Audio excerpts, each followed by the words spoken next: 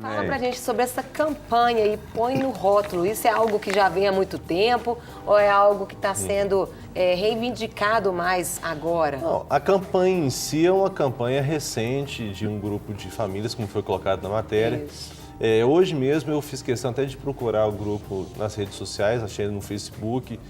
E eu achei muito interessante porque lá nas redes sociais, tanto no Twitter quanto no Facebook, eles têm colocado uma série de informações, são informações compartilhadas, então as famílias e os usuários das redes sociais vão compartilhando informações sobre uma série de produtos.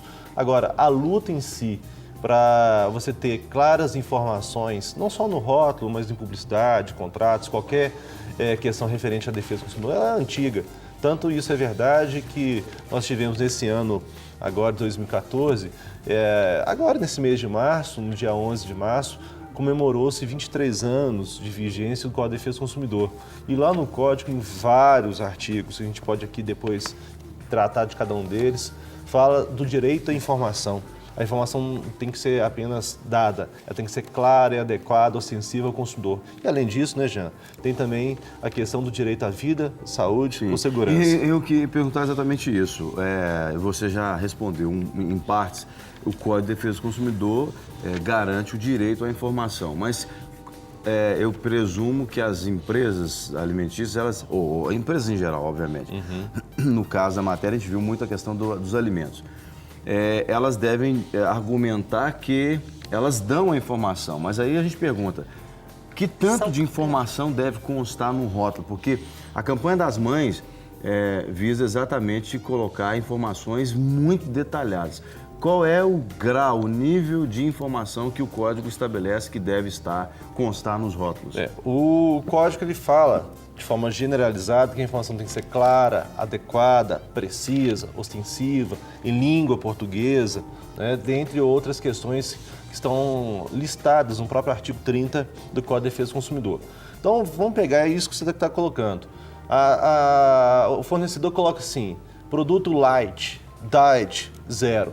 Muitas vezes a pessoa não faz uma diferenciação técnica, o que é o light, diet, zero. Tanto que eu já vi em vários locais, elas têm um refrigerante diet. Não, a gente só tem light. Não, então para trazer o light, como se fosse a mesma coisa. Só que o diet é sem açúcar, com menos açúcar. E o light com menos gordura.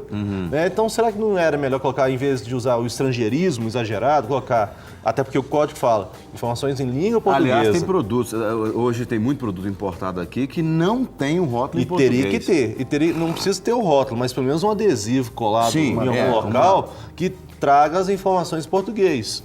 Então, isso é direito do consumidor, está lá no artigo 30. Tem que ter informações ostensivas, claras, diretas e em língua portuguesa. Então, assim, diet, light. O Jean sabe que ele é professor de inglês, né? Não, mas agora, às vezes eu fico sem saber para que serve aquele produto. É light. Mas já pensou? É light porque é leve? E é leve pode quê? É porque light no inglês, aí você vai como professor de inglês, você pensa assim, é light, porque pode ser leve, pode ser luz. Exato, pode ser luz também. Um monte de coisa. Aí você tem que primeiro fazer uma tradução para entender o que é. E ainda traduzindo fica complexo. Fica complexo. Quer dizer, então por quê? Porque esse produto, você pega assim, uma lata de um refrigerante X qualquer, sem citar nenhum nome de fabricante, por que ele coloca light diet? Porque é a mesma embalagem que está naquele produto, é a mesma que vai estar nos Estados Unidos, na Europa, no Japão. Para economizar. E para economizar, exatamente a padronização. Aí o consumidor depois se prejudica porque toma um produto que vai gerar problema. Quer padronizar, tudo bem, mas coloque de forma clara em algum local da embalagem qual é a intenção daquele produto. Se é um produto light, diet, zero. Explicar, né? Explicar. Teve há uns 12 anos aqui, em Minas Gerais, o Ministério Público de Defesa do Consumidor entrou com uma campanha forte para exigir que esses produtos contêm glúten, para que tivesse essa informação. Certo. Só que, ganhou, conseguiu judicialmente colocar essa informação. Mas o que é o glúten? O que é o glúten? Qual que é o malefício ou benefício que eventualmente possa fazer a pessoa? Então, às vezes o termo técnico, e o próprio código fala isso, até o Código de Autorregulamentação Publicitária do CONAR.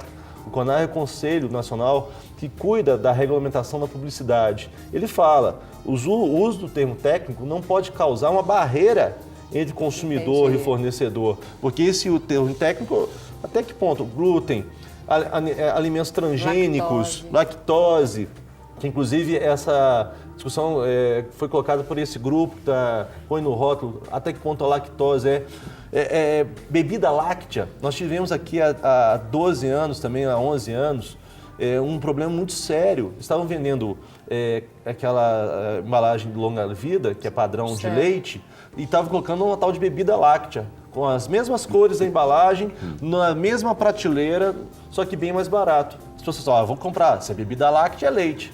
E, na verdade, é uma bebida feita à base de soro de leite, que não tem os mesmos nutrientes que um leite. Então, você imagina uma criança, né, que está num período de amamentação, precisaria de uma complementação, às vezes, alimentar, e está bebendo algo que não ia complementar. Isso que você está falando de erros, né, na leitura, isso é muito sério, porque teve uma pesquisa que mostrou que 39,5%, né, das pessoas que têm problemas de alergias mesmo foram por causa de erros na leitura dos rótulos, que não explicavam muito. Isso às vezes até colocam, mas não colocam de uma linguagem clara. Mas é a barreira que o doutor colocou ali, que entre o produto e o consumidor, porque o termo técnico não é acessível. Não, e muitas vezes, infelizmente, o mau uso da informação. Teve um problema aqui que até gerou uma multa a um fabricante de bebidas que estava vendendo cerveja sem álcool, 0 álcool, mas tinha um asterisco. Aí o asterisco reportava uma informação miúda na embalagem, então estava na embalagem e falando que tinha sim um certo percentual de álcool, mínimo, mas existia. 0, ou seja, 0, alguma coisa. Só que, dependendo do tratamento médico, às vezes a pessoa estava passando, que não poderia ter nenhum consumo de qualquer percentual de álcool, aquilo poderia causar interferência. Isso, conversando com alguns médicos, na época foi feito o processo judicial e a empresa teve que recolher toda a bebida que fabricava e colocar de forma clara. Até mesmo em refrigerantes, que eu estava vendo aí também uma matéria, tem um percentual mínimo em refrigerantes, essas grandes marcas aí, um percentual mínimo de álcool. E há alguma, pela legislação determinada, por exemplo, o tamanho da letra, você tem que colocar alguma coisa em negrito também para destacar diante de várias informações? Existe essa obrigatoriedade? Não. Porque às vezes é uma letra tão pequena que você quase não...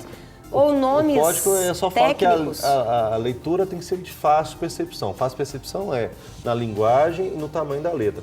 Em relação ao tamanho da letra, a única coisa que existe é no artigo 54 do Código de Defesa do Consumidor, mas não é em relação à embalagem, à rótula, é em relação aos chamados contratos de adesão, que lá fala que o tamanho da letra tem que ser no mínimo fonte 12, né, se tiver algum dever para o consumidor tem que estar marcado em negrito, sublinhado. Só para a gente lembrar aqui, o contrato de adesão é aquele contrato que o fornecedor já faz, já deixa pronto, e o consumidor simplesmente vai lá e assina.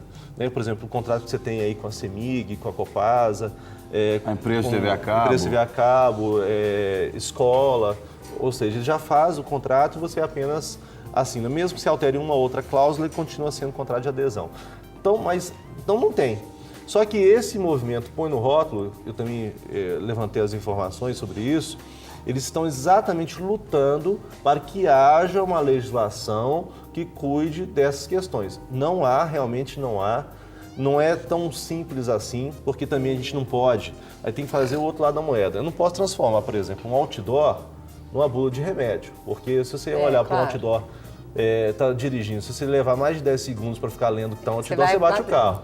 Né? Então, obviamente, que cada veículo utilizado para publicidade tem que ter um padrão de informação ao consumidor. O que não pode ter pelo menos isso a lei já fala, contradição na informação. Esse exemplo que eu dei da bebida alcoólica, fala que é 0%, que não tinha álcool nenhum e, na verdade, a outra informação tinha o percentual que a própria lata falava que tinha, né? De forma menor e assim por diante. Ô Bruno, você durante muito tempo esteve no PROCON, como presidente lá do PROCON e ajudando. Quais eram as principais reclamações em relação à questão de informação no rótulo? Que tipo de produto que figurava ali o primeiro ranking na lista? Nesse caso é sempre produto alimentício. Né? Você informa uma coisa para o consumidor e o produto é de uma outra natureza, de uma outra composição, não está de acordo com aquela descrição, ou a descrição incompleta, ou a descrição ela é contraditória entre si. Isso aí é produto alimentício, disparadamente tinha esse tipo de problema. E eu perguntei exatamente para alertar os nossos telespectadores, né? Porque para você, quando for fazer compra, já se preparar para as informações no rótulo. Agora, no caso, o consumidor ele encontra dificuldade no rótulo, qual é o procedimento que ele tem que fazer para, não sei, acionar a empresa, obter informações, embora eles disponibilizam o 0800 ali também, e é obrigatório hoje, que é um outro serviço. Obrigatório hoje disponibilizar esse contato junto ao consumidor para o fornecedor. Agora, a pessoa tendo dúvida, claro, primeiro é isso, fazer o contato com o próprio fornecedor. Em segundo lugar, buscar um órgão de defesa do consumidor para denunciar mesmo, para que o órgão faça uma notificação. Eu lembro, você colocou um caso aqui, no final da minha gestão, há 10 anos quase, eu saí exatamente dia 31 de março de 2004, lembro de uma denúncia no finalzinho da minha gestão sobre azeite. Estava sendo vendido um produto enquanto azeite tal. E lá atrás falava que a composição era de 85% de óleo de soja e 15% de azeite. Meu Deus. Atrás. Então, e foi uma denúncia que chegou exatamente, nós apuramos, notificamos a empresa, recolhemos todos os produtos, determinamos o recolhimento e tal. Então, se chega a denúncia ao PROCON, o PROCON vai ter que apurar. Então, é importante que o consumidor faça a denúncia efetivamente. Agora, uma dica boa, pelo menos em alguns casos, sempre que possível, se você puder comprar o produto você mesmo, vendo ele sendo fatiado, colocado na embalagem, eu acho que isso ajuda muito. Eu sou muito reticente a comprar a bandejinha de isopor já pronta, porque... Eles só trocam a etiqueta, né? Você não tem 100% de certeza da validade daquele produto, da qualidade daquele produto, da procedência daquele produto. Houve denúncia aí, essa semana passada, de uma carne sendo vendida como se fosse... Vamos fazer aqui memória do Maurício aqui, ó, vendida como se fosse uma picanha e era uma contra. Na verdade, a pessoa que comprou acabou que ela conhecia um pouco de carne e viu que não era exatamente o que estava sendo comprado. Então, você quer perguntar, Sérgio? Não, eu quero perguntar, então, só nessa condição, por exemplo, em supermercado é muito comum você já encontrar ali, por exemplo, fatiados, já prontos ali, já um determinado peso ali daquele produto. E ali tem ali a data que foi fatiado. Pressupõe-se que é aquela data. Como é que faz para investigar isso? Por isso que se você puder evitar pegar a bandeja, é bom. Teve uma séria denúncia há alguns anos, isso já tem mais tempo, por exemplo, com o queijo frescal. O queijo frescal, todos que estavam em bandejas de isopor estavam com problemas de contaminação. Então, como que faz isso? É uma fiscalização preventiva. Aí tem que vir a vigilância sanitária, o órgão de defesa do consumidor, fazer fiscalizações periódicas. Isso é o mais importante. Então, aí, o outro lado da moeda. Nós temos que pressionar os órgãos públicos para que, frequentemente, façam esse tipo de fiscalização. E a gente tem percebido que nos últimos anos, pelo menos até onde eu saiba, caiu muito o número dessas fiscalizações. Então está na hora de você intensificar. Retomar isso aí. Porque isso é importante até mesmo para o fornecedor, porque o fornecedor que ele é sério, que ele quer realmente conquistar o mercado, óbvio que não vai contrariar a defesa do consumidor, vai agir de forma correta, vai fazer... a veracidade ali nas informações. Manter a temperatura do freezer da forma adequada, fatiar o produto que realmente está sendo anunciado naquela bandeja. Então, não estou sendo contra você comprar esse produto, mas é ter um cuidado maior em relação à procedência. Já que você tem uma família que tem problemas de alergia, famílias que têm problema aí de diabetes, ou até mesmo problemas de ordem gástrico-intestinal, porque às vezes não pode consumir qualquer produto. Então, isso tudo são cuidados que você toma em relação à procedência daquele produto, que ajuda muito. Estou falando até de experiência própria, que eu sou alérgico. Então, assim, eu comprar no escuro um produto qualquer, para mim é muito complicado. Por exemplo, frutos do mar. Eu não posso comprar um frutos do mar, simplesmente estar na bandeja. Eu tenho que saber da procedência dele, para eu ter um cuidado ao consumir. Qual que é a postura, por exemplo, a pessoa ela comprou o produto, consumiu e passou mal? O que ela deve fazer? Ir para o hospital, né? Primeira coisa. Não, eu falo assim, porque às vezes quem vai arcar também, até com os procedimentos médicos, tudo que envolve isso, né? A pessoa que tiver alguma consequência pelo uso indevido do produto, exatamente por má informação contraditória, é isso. Ela vai ao médico, ela vai conseguir um laudo, né, técnico descrevendo a causa daquilo ali, que aí faz a prova, né, que nós chamamos de nexo causal, a relação entre o que foi consumido e o dano ocorrido. E a partir disso recorrer a quem for de direito, o fornecedor, o fabricante ou até mesmo o supermercado, dependendo da situação.